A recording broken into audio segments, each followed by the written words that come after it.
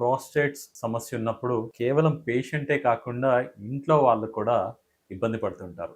నమస్తే ఫ్రెండ్స్, నేను మీ doctor శ్రీధర్దేవుని, intervention రేడియాలజిస్ట్ని.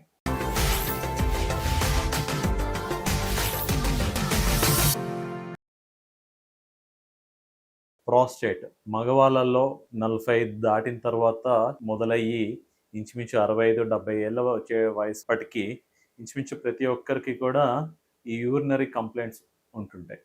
వాళ్ళలో చాలా మందికి కూడా ఈ ప్రోస్టేట్ అన్నది కారణం. ఏదో సినిమాలో చెప్పినట్టు మనకొస్తే కష్టం, మన వాళ్ళకొస్తే నరకం. అంటే ఇళ్లలో ఎవరైతే పెద్దవాళ్ళు ఉంటారో వాళ్ళలో ఇట్లాంటి హెల్త్ కంప్లైంట్స్ ఉన్నప్పుడు కేవలం ఆ పెద్దాయనే కాకుండా తన పార్ట్నర్ అంటే తన భార్య, ఇంట్లో ఉండే వాళ్ళు కూడా కంపల్సరీగా డిస్టర్బ్ అవుతుంటారు. ఎలా అంటే ఇప్పుడు ఉదాహరణకి మనకి ప్రోస్టేట్లో మెయిన్ కంప్లైంట్స్ వచ్చేసి మూత్రం అన్నది ఎక్కువసార్లు రావడం, వచ్చినసారి కంప్లీట్గా ఖాళీ అవ్వకుండా ఇంకా బ్లాడర్లో ఉన్న ఫీలింగ్ ఉండడం, ముఖ్యంగా రాత్రులు ఒక 3-4 సార్లు వాష్రూమ్కి వెళ్ళాల్సి రావడం, ఇవన్నీ కూడా తరచుగా ప్రోస్టేట్కి సంబంధించిన సమస్య. అండ్ ఈ సమస్యతోటి కేవలం ఆ పేషెంటే కాకుండా తన పక్కనున్న వాళ్ళు, ముఖ్యంగా ఎవరైతే తన పార్ట్నర్ ఉంటారో వాళ్ళు బాగా ఎఫెక్ట్ అవుతుంటారు.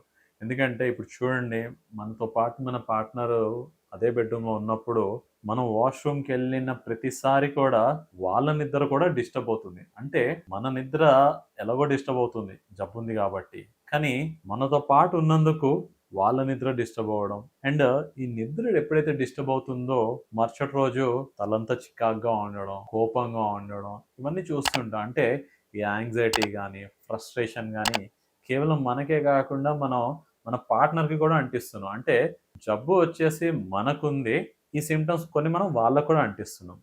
నెక్స్ట్ వచ్చేసి కొంతమంది పేషెంట్స్ పాపం పెద్దవాళ్ళు నడవలేని పరిస్థితిలో ఉంటారు. వాళ్ళకి ఎవరైతే సేవ చేస్తుంటారో అంటే కేర్ గివర్స్ ఎవరైతే ఉంటారో వాళ్ళకి కూడా ఈ తాలూకు కంప్లైంట్స్ కానీ ఇవన్నీ ఫ్రస్ట్రేషన్ అన్నది మనం వాళ్ళకు కూడా యాడ్ చేస్తుంటాం. ముఖ్యంగా ఎవరినైతే వాష్రూమ్ తీసుకువెళ్లాల్సి ఉంటుందో, లేదంటే ఎవరైతే పెద్దవాళ్ళకి డైపర్స్ మార్చాల్సి ఉంటుందో వాళ్ళలో కూడా ఈ ప్రోస్టేట్ తాలూకు కంప్లైంట్స్ అన్నీ కూడా కేవలం వాళ్ళకే కాకుండా వాళ్ళు ఉన్న పక్క వాళ్ళకి కూడా ఇది చాలా డిస్టర్బెన్స్ అన్నది అవుతుంటుంది. అలా ఈ ప్రోస్టేట్ తాలూకు సమస్య ఇంచుమించు పేషెంట్తో పాటు తన చుట్టూరు ఉండే వాళ్ళందరినీ కూడా ఎఫెక్ట్ చేస్తుంది. అలా ఈ ప్రోస్టేట్కి ట్రీట్మెంట్ ఆప్షన్స్ చూసా అనుకోండి, మందులు, ఓపెన్ సర్జరీ, ఇప్పుడు లేటెస్ట్గా ఎంబోలైజేషన్, ఇలా ఇన్ని ట్రీట్మెంట్స్లో పేషెంట్కి ఏది సూట్ అవుతుందో అది దాంతో స్టార్ట్ చేసి ఇంకా సూట్ అవ్వని పరిస్థితిలో కంపల్సరీ ఓపెన్ సర్జరీ లేదంటే ఎంబోలైజేషన్ చక్కని పరిష్కారాలుగా ఉన్నాయి. అలా ఎవరైతే ఇళ్లలో ఇట్లాంటి పెద్దవాళ్ళు ఇబ్బంది పడుతున్నారో వాళ్ళకి గనక మనం కరెక్ట్గా గుర్తించి వైద్యం చేయిస్తే కేవలం పేషెంట్ తాలూకు లైఫే కాకుండా ఈ చుట్టుపక్కల ఉన్న వాళ్ళందరి లైఫ్ కూడా చక్కగా ఉంటుంది.